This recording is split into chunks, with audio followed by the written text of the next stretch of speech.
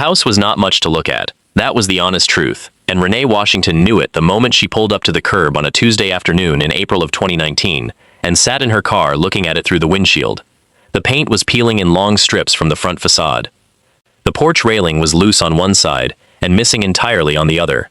The yard was overgrown, and the gutters were sagging, and one of the front windows had a crack running diagonally across the lower pane that someone had covered with masking tape on the inside. It was not much to look at all. But Renee was 47 years old, and she had been looking for a decent place to live for 8 months, and this was the 14th property she had viewed, and she was tired. She was tired in the way that only comes from a long stretch of disappointment, the kind of tired that settles into your bones and makes everything feel heavier than it actually is. She had looked at apartments that smelled like mold. She had looked at houses with landlords who would not fix anything. She had looked at places she could not afford, and places she could afford that she would not have put a dog in. And now she was sitting outside this peeling paint cracked window sagging gutter house on Ellison Street, and she was trying to decide whether to bother going inside. She went inside. The interior was worse than the exterior in some ways, and better in others. The floors were original hardwood, buried under decades of grime, but hardwood nonetheless. The ceilings were high. The rooms were large. The kitchen was a disaster of outdated fixtures and water-stained cabinets, but the bones of it were good. Renee had grown up watching her father renovate things. She knew what good bones looked like. She stood in the middle of the empty living room and turned slowly and looked at the water stains on the ceiling and the scuffed baseboards and the single bare bulb hanging from a wire where a light fixture used to be, and she thought, I could make something out of this. She called her sister Diane that evening. Diane said, Renee, do not do this. Renee said, you haven't even seen it. Diane said, I don't need to see it. I know you. You are going to pour your heart into someone else's property and get nothing back. Renee said, the rent is $650 a month. Do you know what that gets you in this city right now? Nothing. This is a 3-bedroom house with hardwood floors and high ceilings and a yard. $650. Diane was quiet for a moment. Then she said, just make sure everything is in writing. Renee met Gerald and Patricia Moss the following Saturday.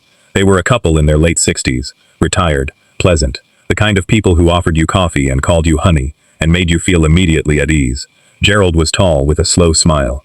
Patricia wore a cardigan and asked Renee about her work and her family with what seemed like genuine interest.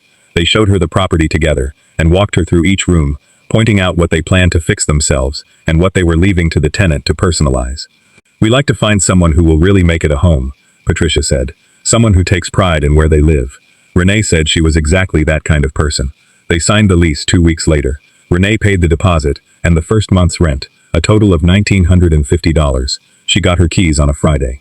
She stood in the empty living room with the keys in her hand and looked around at the peeling walls and the bare bulb and the grimy floors, and she felt something she had not felt in a long time.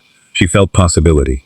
She had $14,000 in savings, money she had been putting aside for years. Her plan had always been to use it as a down payment on her own home someday. But the market had made that impossible, and the money had been sitting in her account doing nothing, while she paid rent on places that made her miserable. She decided to use it here. She told herself it was an investment in her own quality of life. She told herself she would be here for years, long enough to make the investment worthwhile. She told herself that Gerald and Patricia Moss were good people, and that the lease was solid, and that she had nothing to worry about. She told herself a lot of things that turned out not to be true. The renovation took 11 months. Renee did as much of the work herself as she could.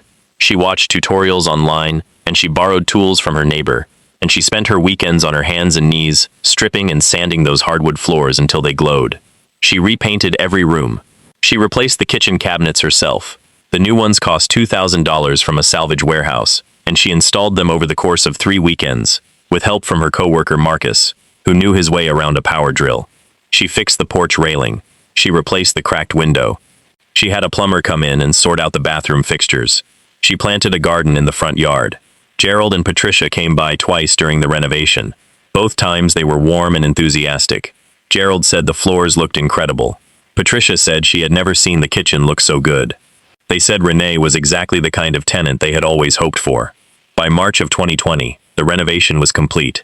The house on Ellison Street looked nothing like the house Renee had first pulled up to on that Tuesday afternoon, 11 months earlier. The floors gleamed. The walls were clean and bright. The kitchen was functional and beautiful. The porch was solid. The garden was beginning to come in. Renee had spent $12,800 of her $14,000 savings. She had poured 11 months of her weekends and evenings into this house. And it was beautiful. It was genuinely beautiful. She felt proud. She invited Diane over for dinner the week the last piece of work was finished.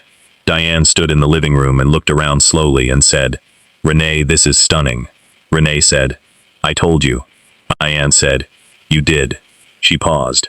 She said, "Just make sure they never have a reason to get rid of you." 2 weeks later, Gerald Moss called Renee's phone at 7:30 in the morning. He said he and Patricia wanted to come by for an inspection. He said it was routine. He said they just like to check in on the property periodically to make sure everything was in order. They came that Saturday. Renee watched Patricia walk slowly through every room. She watched her run her hand along the kitchen countertop. She watched Gerald crouch down and press his palm flat against the gleaming hardwood floor. She watched them look at each other across the living room, with an expression she could not quite read at the time, but that she would understand perfectly. 2 weeks later, the notice arrived on a Tuesday. Certified mail. Renee signed for it without knowing what it was. She opened it standing in her front hallway next to the freshly painted wall she had spent an entire Saturday on. It was an eviction notice. The reason given was a lease violation. Section 4B of the rental agreement, which stated that no modifications to the property could be made without prior written consent from the landlord. Renee had never obtained written consent. She had talked to Gerald and Patricia in person. She had shown them the work as it progressed. They had praised it, but she had never obtained written consent. She sat down on the floor of her freshly renovated hallway and read the notice 3 times. Then she called Diane. Diane said, "I am coming over right now." Renee did not leave. She had 30 days according to the notice. She used every one of them.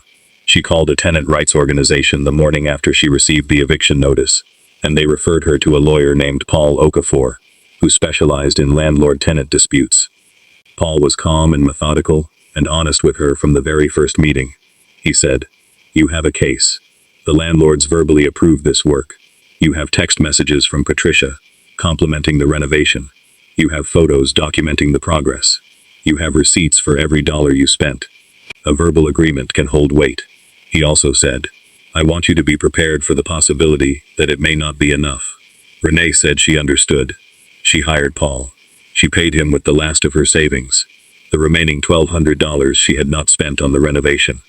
She was now completely out of money. The Mosses hired a lawyer named Richard Calloway.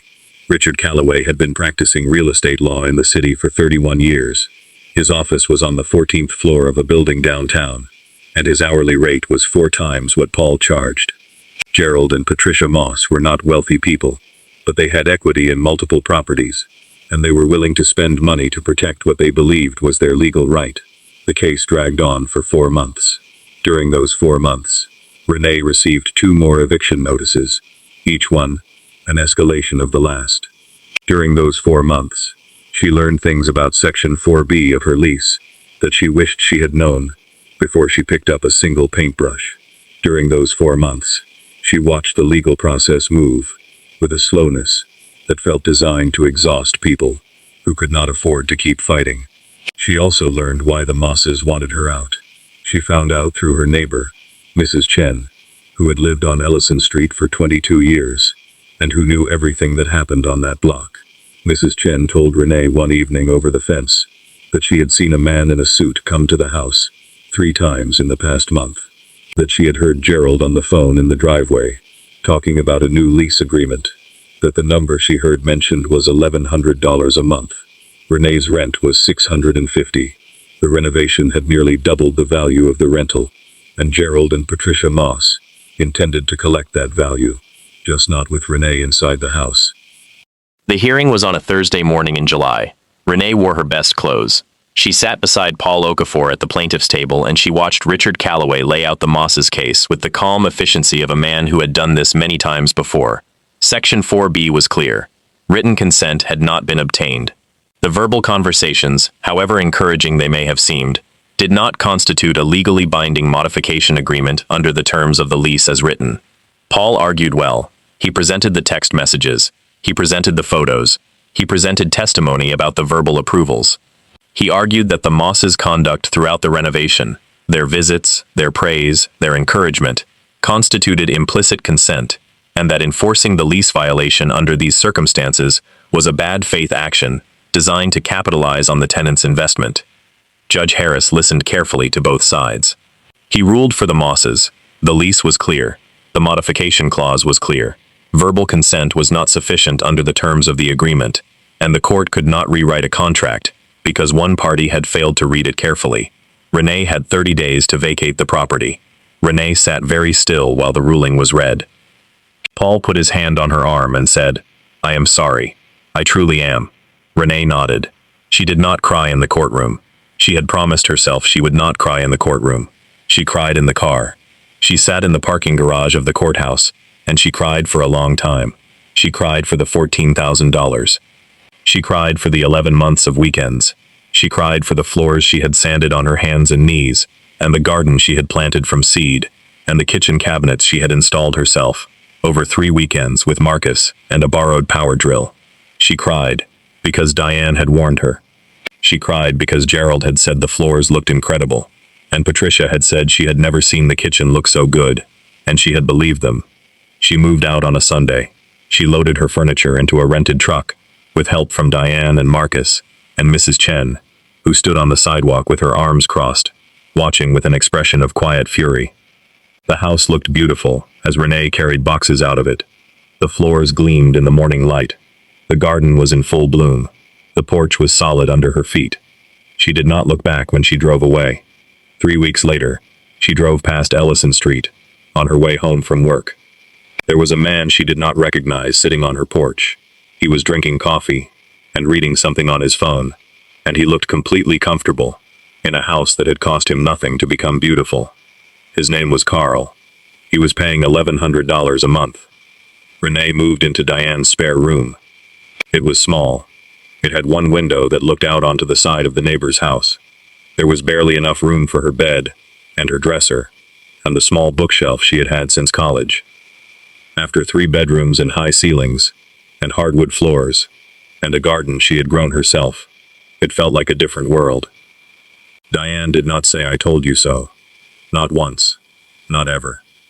She just made space, and she kept the refrigerator stocked, and she sat with Renee on the evenings when the silence got too heavy, and she let her talk, or not talk, depending on what she needed.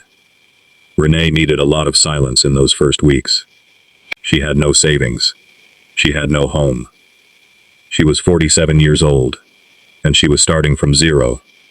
In a way, she had not started from zero since she was 22, and just out of college, with nothing but ambition and a duffel bag. The ambition was still there, but it felt quieter now, more careful. She went back to work. She picked up extra shifts. She opened a new savings account, and she set up an automatic transfer for every payday, small at first, then larger, as the months went on. She did not let herself think about the house on Ellison Street more than once a day, then once a week, then less than that. She also did something she had never done before. She found a tenant rights workshop, run by a legal aid organization, and she went every Tuesday evening for 6 weeks. She learned things about leases and tenant protections, and documentation, and written agreements that she wished someone had taught her 20 years ago. At the end of the 6 weeks, the organizer asked if anyone wanted to volunteer to help other tenants understand their rights before they signed anything. Renee said yes. She still does it. Every Tuesday evening, she sits across from people who are about to sign leases on apartments and houses, and she goes through every clause with them line by line. She tells them about Section 4B. She tells them about written consent. She tells them that a landlord calling you honey and offering you coffee does not mean they are on your side. She has her own apartment now. She has been there for 3 years. She has not changed a single thing about it, except to hang pictures on the walls. The walls are not hers. The floors are not hers. The kitchen is not hers. But she is still there, and that, she will tell you, is the whole point. I spent my savings renovating their house. They evicted me the day it was finished. And the hardest part, the part that still keeps me up sometimes, is that it was all completely legal.